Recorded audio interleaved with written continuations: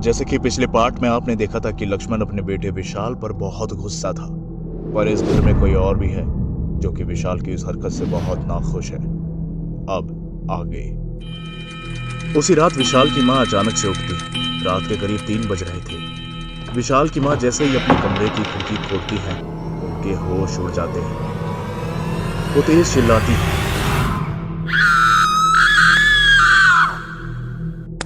उनकी आवाज सुनकर लक्ष्मण जी आ जाते हैं और जब वो खिड़की के पास आते हैं, वो देखते हैं कि खिड़की के बाहर पीपल के पेड़ में विशाल की लाश लटकी हुई थी।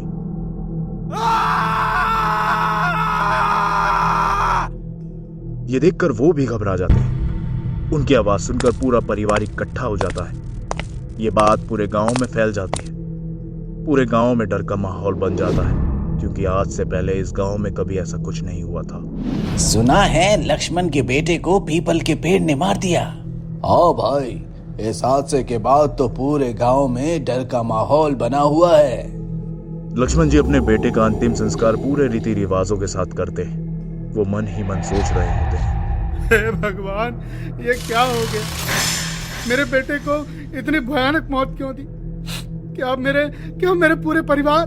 सोचते सोचते लक्ष्मण जी को याद आता है कि 2 दिन पहले ही मंदिर के बाहर उन्हें एक बाबा मिले थे। बाबा उन्हें कुछ संकेत देना चाहते थे, लेकिन लक्ष्मण जी को उनकी बात समझ नहीं आई थी। क्या बाबा मुझे इसी बात का संकेत देना चाहते थे? मैं कल ही दोबारा मंदिर जाऊंगा और उन्हीं बाबा से इस बात का उपाय मांगूंगा। बेटे का अंतिम संस्कार करने के बाद लक्ष्मण जी वापस ब्रह्म बाबा के मंदिर पहुंचते हैं। बहुत देर ढूंढने के बाद उन्हें एक पेड़ के नीचे बाबा ध्यान साधना में बैठे हुए दिखाई देते हैं। लक्ष्मण जी वहीं बाबा के पास बैठ जाते हैं। कुछ ही देर में जब बाबा अपनी आंखें खोलते हैं, लक्ष्मण जी बाबा को देखकर रोने लगते हैं। उनके साथ हुई सारी घटना बताते हैं। बाबा, मैं क्या करूं? मेरा तो सारा वंश बर्बाद हो गया बाबा। ये तो होना ही था। मैंने तुम्हें पहले भी चेतावनी दी थी। वो ब्रह्म राक्षस है। उसे पिछले 24 सालों से मुक्ति नहीं मिली। अब तुम्हें सिर्फ हनुमान जी ही बचा सकते हैं। लेकिन हनुमान जी कहाँ थे जब मेरे बच्चे को उनकी सबसे ज्यादा जरूरत थी? वो ब्रह्म राक्षस है। वो बहुत शक्तिशाली है। वो जब क्रोधित होता है तो अपने हिसाब से मृत्यु देता है। मुझे तो अभी तक इस बात पर विश्वास नहीं हो रहा कि तुम लोग जीवित कैसे हो। बाबा, तो अब हम क्या करें? क्या हम अब उस घर को छोड़ के चले जाएं? नहीं, जो तुमने शुरू किया है अब उसे तुम्हें खत्म भी करना होगा। तुमने वहां जाकर ब्रह्म राक्षस को जागृत किया है। अब तुम्हें उसे वो देना पड़ेगा जो वो चाहता है। पर बाबा, वो ब्रह्म राक्षस आखिर हमसे चाहता क्या है? वो सिर्फ और सिर्फ मुक्ति चाहता है। ब्रह्म राक्षस से मुक्ति पाने का कोई दूसरा तरीका नहीं है। तुम्हें अपने आप पर और हनुमान जी पर भरोसा रखना होगा। अब तो हनुमान जी ही हमारी मदद कर सकते हैं। जाओ, अपने घर वापस जाओ और हनुमान जी का आह्वान करो। बाबा जी की बात सुनकर लक्ष्मण जी अपने घर वापस आ जाते हैं और अपने घर में पूरे परिवार के साथ हनुमान जी का आह्वान करना शुरू कर देते हैं। उन्होंने हनुमान जी का पाठ करना शुरू कर दिया। पाठ करते करते उन्हें महसूस होता है कि एक बहुत ही सुरीली आवाज उनके पाठ को दोहरा रही है। घर के सभी लोग घबरा जाते हैं। तभी लक्ष्मण जी की पत्नी बोलती है, साधु बाबा के शब्दों को याद करो, अपने आप पर विश्वास रखो और मंत्र जारी रखो। हिम्मत करते हुए लक्ष्मण जी ने ही पूरा पाठ खत्म किया और उन्हीं के साथ साथ उस मधुर सी आवाज ने भी उस पूरे पाठ को खत्म किया। पाठ खत्म होने के बाद लक्ष्मण जी की पत्नी उन्हें समझाती है कि उन साधु बाबा के शब्दों को हमेशा याद रखना और आप अपने आप पर विश्वास रखो और इस तरह का पाठ आप रोजाना करो। इसके बाद लक्ष्मण जी ने अपने ऊपर भरोसा रखते हुए 107 दिनों तक ये पाठ बहुत ही शांतिपूर्वक किया और उनके साथ साथ उस आवाज ने भी पाठ को दोहराया। पर 108वें दिन जब वो पाठ कर रहे होते हैं तो वो घबरा जाते हैं। डर के मारे उनके पसीने छूटने लगते हैं, क्योंकि जो आवाज उनको सुनाई दे रही थी वो आवाज बहुत भयानक थी। लक्ष्मण जी हिम्मत करते हुए मंत्रों का उच्चारण तेज तेज करने लगते हैं। तभी अचानक उन्हें महसूस होता है कि कोई उनके पीछे खड़ा है। लक्ष्मण जी हिम्मत करके जैसे ही पीछे मुड़ के देखते हैं,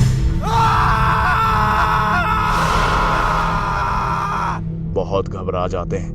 वो देखते हैं कि उनके पीछे एक ब्रह्म राक्षस बैठा हुआ है, जिसकी आंख, नाक और मुंह से खून बह रहा था। उसके सिर पर तिलक लगा हुआ था और कंधे पर जनेऊ था। वो अपनी डरावनी आंखों से लक्ष्मण जी को घूर रहा था। अचानक से ब्रह्म राक्षस संस्कृत में कुछ बोलता है और लक्ष्मण जी बेहोश हो जाते हैं। थोड़ी देर में जब लक्ष्मण जी को होश आता है तो वो देखते हैं कि उनका सारा परिवार उनके पास खड़ा हुआ है। वो अचानक से उठते हैं और पीपल के पेड़ के पास चले जाते हैं, जहां उनको उनके बेटे की लाश मिली थी।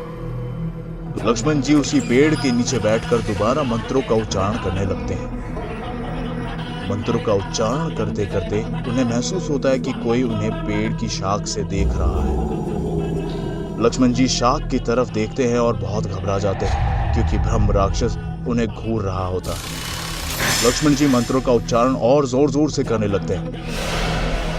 तभी वो देखते हैं कि एक रोशनी धीरे धीरे उनकी तरफ आ रही है। लक्ष्मण जी भगवान पे भरोसा रखते हैं और मंत्रों का उच्चारण नहीं रोकते हैं।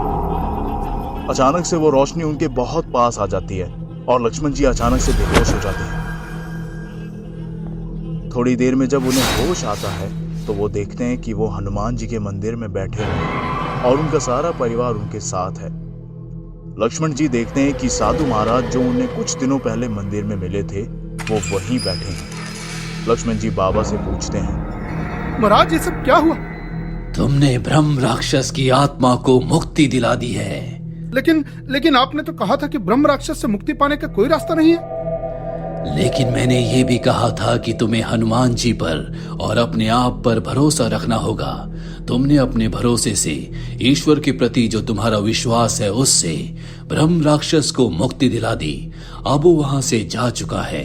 तुम चाहे तो उस घर में जाकर रह सकते हो। अब वो घर तुम्हारे रहने के लिए उचित है। इतना बोलकर बाबा वहां से चले जाते हैं।